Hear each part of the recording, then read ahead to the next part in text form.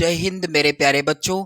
कक्षा 10 के जितने भी मेरे प्यारे बच्चे 2026 में गृह विज्ञान विषय का पेपर देने वाले हैं, आज का यह वीडियो आप सभी के लिए सबसे ज़्यादा इम्पोर्टेंट होगा, क्योंकि इस वीडियो में मैं लेकर के आ चुका हूं आपकी गृह विज्ञान विषय के लिए एक वायरल मॉडल पेपर, जो कि आपकी बोर्ड परीक्षा 2026 में 70 में 70 का टारगेट पूरा करा देगा।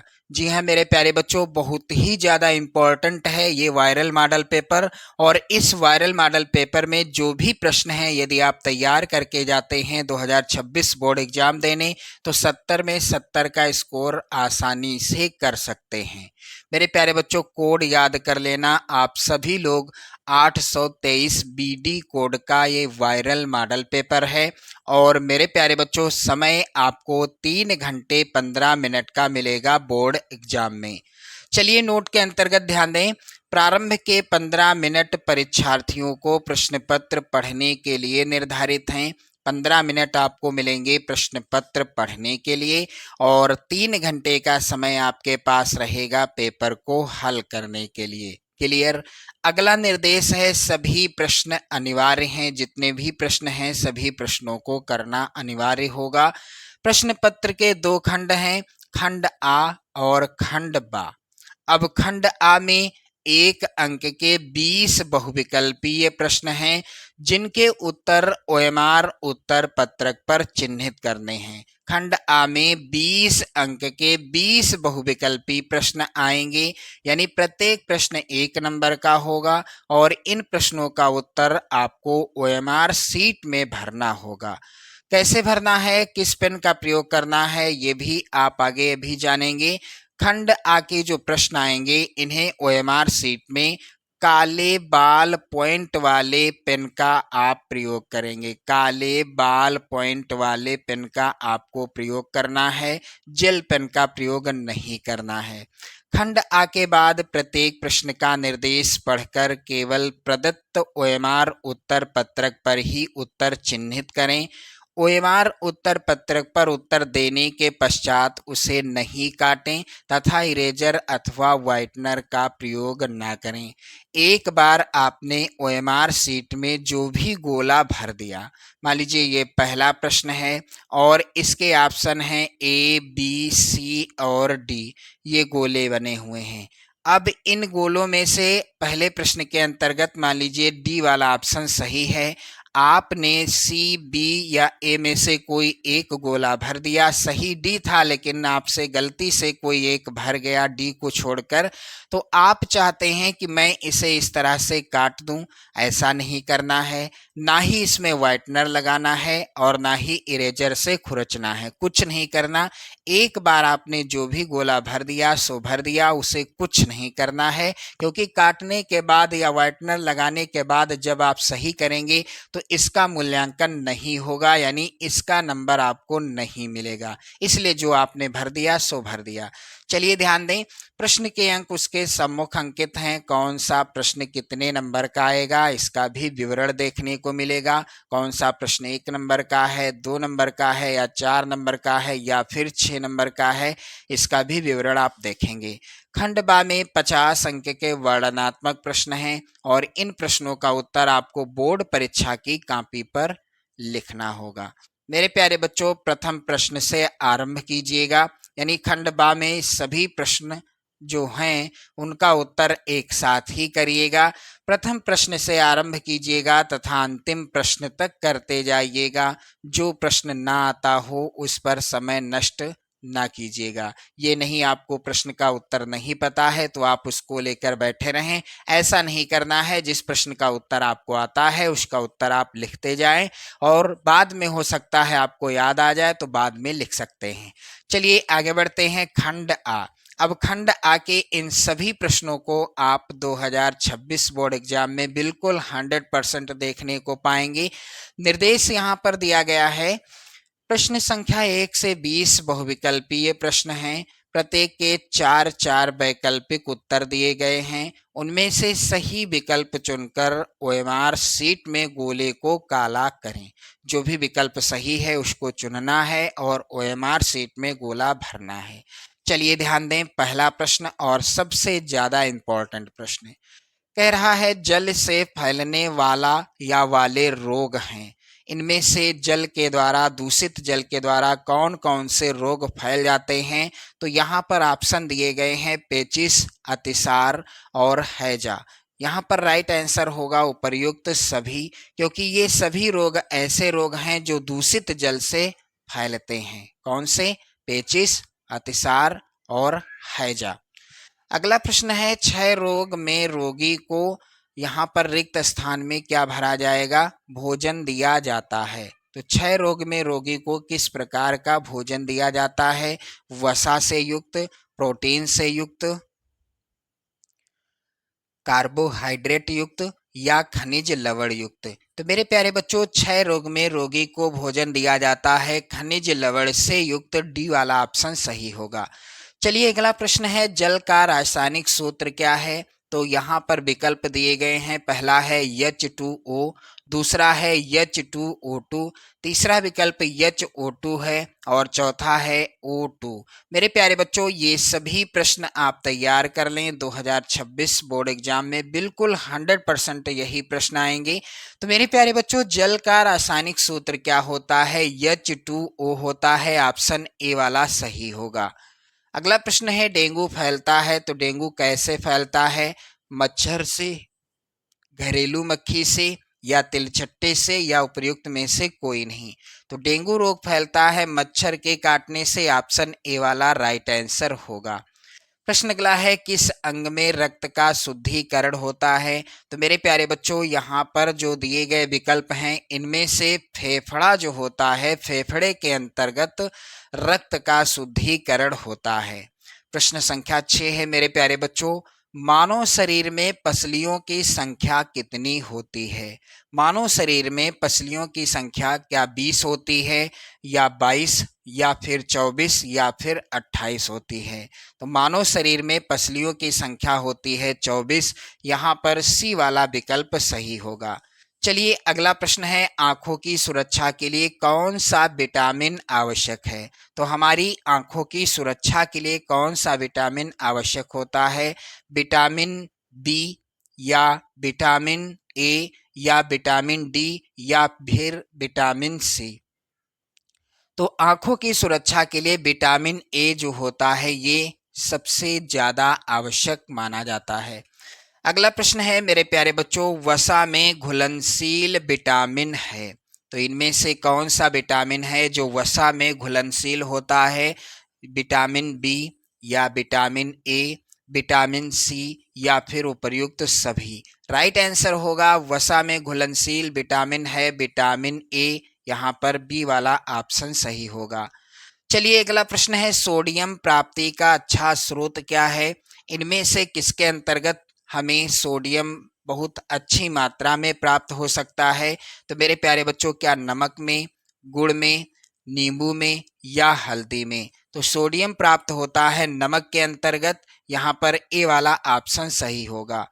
प्रश्न अगला है विटामिन डी की कमी से कौन सा रोग होता है? तो मेरे प्यारे बच्चों, बच्चों के अंतर्गत, छोटे बच्चों के अंतर्गत विटामिन डी की कमी से रिकेट्स नामक रोग हो जाता है, जिसे सूखा रोग भी कहते हैं।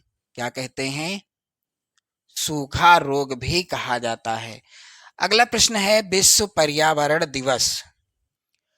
मेरे प्यारे बच्चों, विश्व पर्यावरण दिवस कब मनाया जाता है? तो ये प्रत्येक वर्ष 5 जून को मनाया जाता है और ये एक ऐसा प्रश्न है जो हर साल बोर्ड परीक्षा में आता है और सामाजिक विज्ञान विषय में भी यही प्रश्न पूछा जाता है। प्रश्न संख्या 12 है मेरे प्यारे बच्चों, लौह तत्व की कमी से कौन सा रोग हो जाता है? तो लौह तत्व की कमी से यहाँ पर सी वाला ऑप्शन सही होगा, एनीमिया नामक रोग हो जाता है। अगला प्रश्न है 1 ग्राम वसा कितनी कैलोरी देती है? तो मेरे प्यारे बच्चों, 1 ग्राम वसा 9 कैलोरी देती है।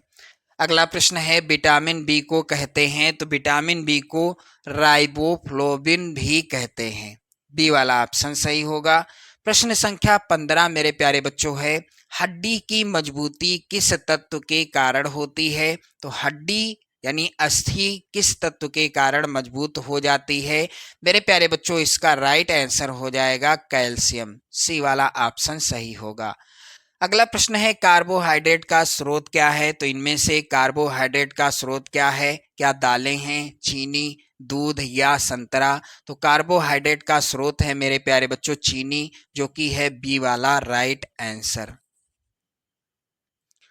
प्रश्न संख्या 17 है मेरे प्यारे बच्चों, नाड़ी की गति प्रति मिनट होती है। तो नाड़ी की गति प्रति मिनट कितनी होती है? इस प्रश्न का राइट आंसर क्या होगा? 72 से 80 बार, या 80 से 90 बार, या 90 से 100 बार, या फिर 100 से 120 बार। तो नाड़ी की गति होती है मेरे प्यारे बच्चों 72 से 80 बार। यहाँ पर ए वाला ऑप्शन सही होगा। अगला प्रश्न है अतिसार में रोगी को कैसा भोजन देना चाहिए? तो यदि किसी व्यक्ति को अतिसार है, यानी वो व्यक्ति अतिसार से पीड़ित है, तो उसे किस तरह का भोजन देना चाहिए? तरल भोजन देना चाहिए, या तला भुना, या गरिष्ठ, या रेशेदार? तो अतिसार में रोगी को तरल भोजन देना चाहिए, ए वाला ऑप्शन सही होगा। अगला प्रश्न है शरीर का तापमान नापने के लिए प्रयोग किया जाता है। तो शरीर का तापमान किसके द्वारा नापा जाता है? थर्मामीटर के द्वारा नापा जाता है, आप सभी जानते हैं। डबल रोटी व बिस्कुट बनाने की विधि कहलाती है, क्या कहलाती है? इसका राइट आंसर होगा सी वाला ऑप्शन। तो मेरे प्यारे बच्चों 20 बहुविकल्पी प्रश्न जो आएंगे इसी तरह के आएंगे, और ये 20 नंबर आपके पक्के हो जाएंगे यदि आपने इन प्रश्नों का उत्तर सही और सही तरीके से ओएमआर सीट में भर दिया तो। अब इसके बाद आप देखेंगे खंडबा। खंडबा में आप ध्यान दें, निर्देश है यहाँ पर जिनका पालन आपको करना है। प्रश्न संख्या 21 से 26 अति लघुत्तरीय हैं। प्रत्येक प्रश्न का उत्तर अधिकतम आपको 25 शब्दों में लिखना है, और इस तरह का हर एक प्रश्न 2 नंबर का पूछा जाएगा। और यहाँ पर प्रश्न संख्या 21 से 26 तक जो भी प्रश्न हैं, बिल्कुल मैं 100% की गारंटी लेता हूँ आप सभी से कि ये 2026 बोर्ड एग्जाम में जरूर पूछे जाएंगे। ये 100% की गारंटी है। तो चलिए एक एक प्रश्न का उत्तर मैं आपको समझाता चलूंगा।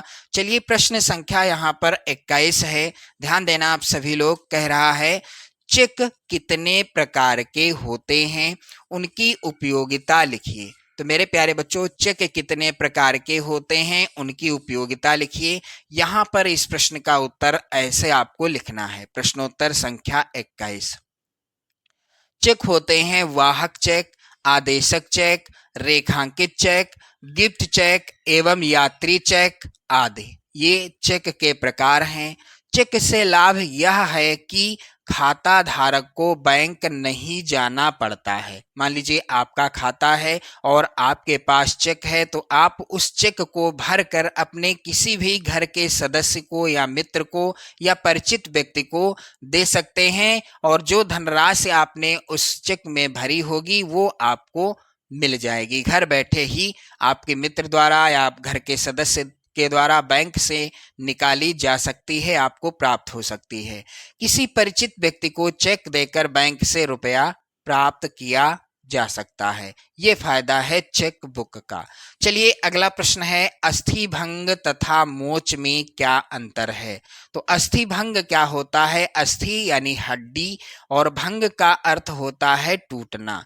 हड्डी का टूटना और मोच आना, इसमें क्या अंतर है? तो यहाँ पर बिल्कुल सिंपल सा उत्तर है मेरे प्यारे बच्चों। प्रश्नोत्तर संख्या 22। बिल्कुल समझना है आपको, इनको रटना नहीं है।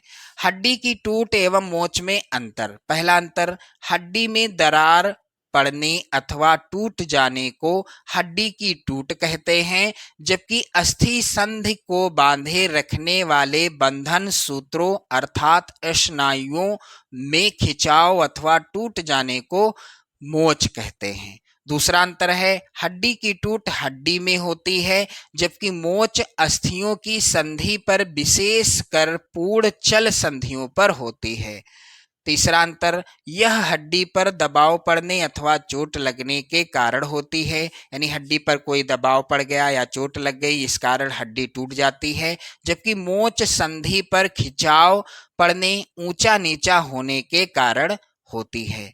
और चौथा अंतर है, जिस स्थान पर हड्डी टूटती है वह अंग लटक जाता है और टूट के स्थान पर चरमराहट होती है, जबकि मोच से ना तो अंग लटकता है और ना ही संधि पर चरमराहट ही होती है। मेरे प्यारे बच्चों, ये है हड्डी की टूट और मोच में अंतर। याद कर लेना, 2026 बोर्ड एग्जाम के लिए ये प्रश्न बहुत ही ज्यादा इंपॉर्टेंट है। चलिए ध्यान दें, अगला प्रश्न यहाँ पर है, कह रहा है पर्यावरण प्रदूषण के कारण लिखिए। ये प्रश्न भी सबसे ज्यादा इंपॉर्टेंट है, तो इसका उत्तर कैसे लिखना है आप सभी को। प्रश्नोत्तर संख्या 23, पर्यावरण प्रदूषण के कारण क्या हैं? अंधाधुंध विकास, तेजाबी वर्षा, प्रकृति से छेड़छाड़, वायुमंडल में रासायनिक तत्वों की उपस्थिति, ये सभी कारण हैं पर्यावरण प्रदूषण के। चलिए अगला प्रश्न है मेरे प्यारे बच्चों, भोजन विषाक्तता के कारण लिखिए। ये सभी प्रश्न मैंने आपको बताया बहुत ही ज्यादा इंपॉर्टेंट हैं, इसलिए जरूर तैयार कर लेना इन सभी का उत्तर। तो भोजन विषाक्तता के कारण क्या हैं? चलिए ध्यान दें, इसका उत्तर प्रश्नोत्तर संख्या 24। कैसे लिखना है आप सभी को? भोजन के अंदर उपस्थित ऐसे पदार्थ जो व्यक्ति के शरीर में जाने के बाद विषैले प्रभाव उत्पन्न करते हैं, इन्हें विषाक्त भोजन कहते हैं। भोजन बनाने एवं उसका संरक्षण करने में त्रुटियों एवं असावधानियों के कारण भोजन विषाक्त हो जाता है। तो भोजन के अंदर उपस्थित ऐसे पदार्थ जो व्यक्ति के शरीर में जाने के बाद विषैले प्रभाव उत्पन्न कर दें, इन्हें क्या कहते हैं? विषाक्त भोजन कहते हैं। और भोजन बनाने एवं उसका संरक्षण करने में त्रुटियों एवं असावधानियों के कारण ही भोजन विषाक्त हो जाता है। चलिए अगला प्रश्न संख्या यहाँ पर 25 है, आप लोग ध्यान दें। तापक्रम चार्ट बनाना क्यों आवश्यक है? मोस्ट इम्पॉर्टेंट प्रश्न है, तापक्रम चार्ट बनाना क्यों आवश्यक है। चलिए इसका उत्तर कैसे लिखेंगे आप लोग? प्रश्नोत्तर संख्या 25। तापक्रम चार्ट बनाने से यह लाभ होता है कि चिकित्सक को यानी डॉक्टर को उसको देखकर आसानी से रोगी के स्वास्थ्य में परिवर्तन व रोगी की दशा आदि का उचित ज्ञान प्राप्त कर सकता है और तदनुसार दवा आदि में परिवर्तन कर सकता है। इसलिए तापक्रम चार्ट बनाना आवश्यक होता है। चलिए ध्यान दें, अगला प्रश्न है, एक आदर्श रसोई घर क्या है? तो चलिए इसका उत्तर क्या हो जाएगा? प्रश्नोत्तर संख्या 26। आदर्श रसोई घर उसे कहते हैं जहां पाक संबंधी समस्त सुविधाएं सुलभ होती हैं। ये हो गया इस प्रश्न का उत्तर। अगला प्रश्न है मेरे प्यारे बच्चों, ध्यान दें आप सभी लोग। प्रश्न संख्या यहाँ पर लघुत्तरीय के अंतर्गत निर्देश क्या है कि प्रश्न संख्या 27 से 31 तक लघुत्तरीय हैं। इनके उत्तर अधिकतम आपको 50 शब्दों के अंतर्गत लिखना है और इस तरह का हर एक प्रश्न कितने नंबर का आएगा? 4 नंबर का आएगा। मेरे प्यारे बच्चों, ये जो प्रश्न हैं आप तैयार कर लें, 2026 बोर्ड एग्जाम में बिल्कुल 100% तय है यही प्रश्न पूछे जाएंगे, बिल्कुल तय है। तो चलिए एक एक प्रश्न का उत्तर आपको मैं समझाऊंगा। चलिए ध्यान दें, पहला प्रश्न यहाँ पर है, यानी प्रश्न संख्या 27 है, वृक्षारोपण के 4 लाभ लिखिए। कैसे लिखना है इसका उत्तर? प्रश्नोत्तर संख्या 27। वृक्षारोपण के निम्नलिखित लाभ हैं। पहला लाभ है, वृक्षों से हमें लकड़ियां प्राप्त होती हैं जो मकान बनाने एवं फर्नीचर के काम में आती हैं। दूसरा लाभ है, वन पर्यावरण को नियंत्रित रखते हैं। तीसरा लाभ है, वनों से हमें ऑक्सीजन प्राप्त होती है जो मानव के लिए अनिवार्य है। और चौथा लाभ है, वनों के होने से मृदा अपरदन नहीं होता है। तो वृक्षों के रोपण से यानी वृक्षारोपण से हमें निम्नलिखित 4 लाभ प्राप्त होते हैं। क्लियर? अगला प्रश्न है कि भोजन पकाने के कोई 2 उद्देश्य लिखिए, यानी भोजन पकाने के उद्देश्य क्या हैं। चलिए इसका उत्तर ध्यान दें। प्रश्नोत्तर संख्या 28। कैसे लिखना है इसका उत्तर? भोजन पकाने के उद्देश्य निम्न है। पहला है सुपाच्य भोजन। पहला क्या है? सुपाच्य भोजन। भोजन को पकाने से उसके जटिल अवयव यानी श्वेतसार, मांसपेशियों के तंतु आदि टूटकर एक सीमा तक तरल अवयवों में परिवर्तित हो जाते हैं। भोजन नरम हुआ चबाने भोजन नरम व चबाने योग्य तथा सुपाच्य हो जाता है। पहला उद्देश्य है ये। दूसरा उद्देश्य है आकर्षक बनाना। तो खाद्य सामग्री को पकाने का एक उद्देश्य उसे आकर्षक बनाना भी होता है। पकने पर आहार का स्वाद अच्छा हो जाता है, उसका रूप आकर्षक हो जाता है तथा उसमें एक प्रकार की मन को भाने वाली सुगंध उत्पन्न हो जाती है। क्लियर? ये हो गया इसका उत्तर। अब आगे बढ़ते हैं और अगला प्रश्न है मेरे प्यारे बच्चों, सबसे ज्यादा इंपॉर्टेंट प्रश्न है और इसको याद नहीं करना है, आपको समझना है। कह रहा है कि घर में सिलाई करने के क्या लाभ हैं। यदि हम घर में सिलाई करते हैं तो इससे हमें क्या लाभ होंगे। चलिए प्रश्नोत्तर संख्या 29 का उत्तर आप लोग यहाँ से समझेंगे। घर पर सिलाई की उपयोगिता क्या है। उचित नाप के अनुसार सिलाई। पहला लाभ, यदि वस्त्र घर पर सिले जाएं तो वस्त्र उचित नाप के अनुसार सुगमता से तैयार हो सकते हैं। कारण स्पष्ट है कि घर पर नाप बार बार लेना संभव होता है, जबकि दर्जी के लिए ऐसा करना कठिन है, क्योंकि दर्जी के पास जब आप जाओगे एक बार आप अपनी नाप दे जाओगे, उसके बाद बार बार आप नहीं जा पाओगे। अगला है समय पर सिलाई। दूसरा लाभ, वस्त्रों को आवश्यकता अनुसार समय पर घर में सिला जा सकता है, जबकि दर्जी कई बार समय पर वस्त्र सिल कर नहीं देते हैं। उनके यहाँ बार बार जाने से परेशानी अनुभव होती है। तीसरा लाभ है टिकाऊ सिलाई। तो गृहिणी घर पर वस्त्रों की दोहरी सिलाई करके सिलाई को टिकाऊ बना सकती है। दर्जी प्रायः ऐसा करने में संकोच करते हैं, वह इकहरी ही सिलाई करते हैं, दोहरी सिलाई नहीं करते। चौथा लाभ है धन की बचत। तो घर पर जब सिलाई करेंगे आप तो आपके धन की बचत भी होगी, जैसा कि यहाँ पर लिखा है, घर पर सिलाई करने से दर्जी को दिया जाने वाला धन भी बच जाता है, जिसे अन्य आवश्यक कार्यों में व्यय किया जा सकता है।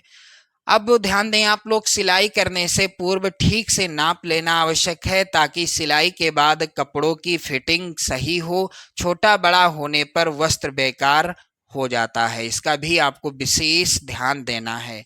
अगला प्रश्न मेरे प्यारे बच्चों है प्रश्न संख्या 30, जो कि सबसे ज्यादा इंपॉर्टेंट प्रश्न है इस मॉडल पेपर का। निर्जलीकरण से क्या तात्पर्य है। जैसा कि शब्द में ही है, निर्जलीकरण यानी जल की कमी।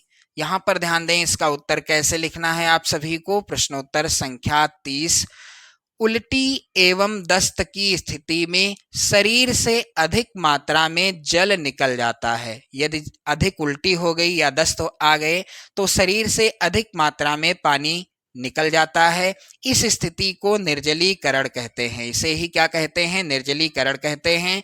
यह स्थिति अपने आप में घातक हो सकती है, अतः इससे बचाव के उपाय तुरंत करने चाहिए।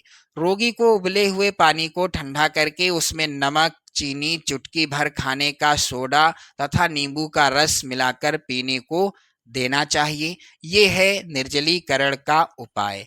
क्लियर? अगला प्रश्न है प्रश्न संख्या 31, ओजोन परत का क्या महत्व है। तो ओजोन परत का महत्व क्या है मेरे प्यारे बच्चों, यहाँ पर ध्यान देना। प्रश्नोत्तर संख्या 31 का उत्तर क्या हो जाएगा, कैसे लिखना है आप सभी को। ओजोन परत पृथ्वी को सूर्य की हानिकारक अल्ट्रावायलेट किरणों से बचाने का काम करती हैं। ओजोन परत के बिना जीवन संकट में पड़ सकता है, क्योंकि अल्ट्रावायलेट किरणें यदि सीधे धरती पर पहुंच जाएं तो ये मनुष्य, पेड़ पौधों और जानवरों के लिए बेहद खतरनाक हो सकती हैं। ऐसे में ओजोन परत का संरक्षण बेहद महत्वपूर्ण है। तो ये हो गया इस प्रश्न का उत्तर। तो आपको मैंने यहाँ पर अति लघुत्तरी और लघुत्तरी जो प्रश्न हैं सबसे ज़्यादा इम्पोर्टेंट, सभी का उत्तर बता दिया, बहुविकल्पी प्रश्नों का भी उत्तर बता दिया है इस मॉडल पेपर के। अब दीर्घ उत्तरी जो प्रश्न हैं इन्हें आप तैयार कर लेंगे 2026 बोर्ड एग्जाम के लिए। ये भी प्रश्न सबसे ज़्यादा इम्पोर्टेंट हैं। निर्देश है कि प्रश्न संख्या 32 से 34 तक दीर्घ उत्तरीय हैं। प्रश्न संख्या 32 व 33 के विकल्प दिए गए हैं। प्रत्येक प्रश्न के एक ही विकल्प का उत्तर लिखना है। प्रत्येक प्रश्न के उत्तर 100 शब्दों के अंतर्गत लिखना है और इस तरह का प्रत्येक प्रश्न आएगा 6 नंबर का, आप देख सकते हो। चलिए प्रश्न संख्या 32 जो कि सबसे ज्यादा इंपॉर्टेंट प्रश्न है, सिलाई किट किसे कहते हैं, उसमें रखने वाले सामान की सूची बनाइए और प्रत्येक का उपयोग भी लिखिए। अगला अथवा में प्रश्न है, 18 वर्ष के लड़के के पायजामे की ड्राफ्टिंग कीजिए। प्रश्न संख्या 33 है, श्वसन तंत्र के मुख्य अंग कौन से हैं, चित्र द्वारा व्याख्या कीजिए। सबसे ज्यादा इंपॉर्टेंट प्रश्न है ये, आप जरूर तैयार कर लेना इस प्रश्न का उत्तर। अथवा इस प्रश्न का उत्तर आप तैयार कर लें, जल का संगठन क्या है, जल को शुद्ध करने के उपाय बताइए। वैसे तो आपको इन सभी प्रश्नों को तैयार करना है क्योंकि क्या पता कौन सा प्रश्न कहां पर आ जाए, यानी हो सकता है अथवा वाला प्रश्न यहाँ पर आ जाए और ये वाला प्रश्न ना आए, ऐसा भी हो सकता है। इसलिए मैंने आपको बताया ये सभी प्रश्न बहुत ही ज्यादा इंपॉर्टेंट हैं। चलिए ध्यान दें, अगला प्रश्न संख्या 34 है और ये सबसे ज्यादा इंपॉर्टेंट प्रश्न है आपकी बोर्ड परीक्षा 2026 के लिए। संक्रामक रोग किसे कहते हैं, किसी एक संक्रामक रोग के कारण, लक्षण तथा रोकथाम के उपाय लिखिए। मेरे प्यारे बच्चों, इस तरह से आपने देखा 2026 बोर्ड परीक्षा के लिए गृह विज्ञान विषय का वायरल मॉडल पेपर और आपसे रिक्वेस्ट ये है कि आप इन सभी प्रश्नों को तैयार कर लेंगे। इसी तरह से मैं आपके कई वायरल मॉडल आपको प्रोवाइड करा दूंगा आपकी बोर्ड परीक्षा से पहले, ताकि आप 70 में 70 का टारगेट आसानी से कर सको। आप चैनल को सब्सक्राइब कर लो, वीडियो को लाइक शेयर कर दो। जय हिंद।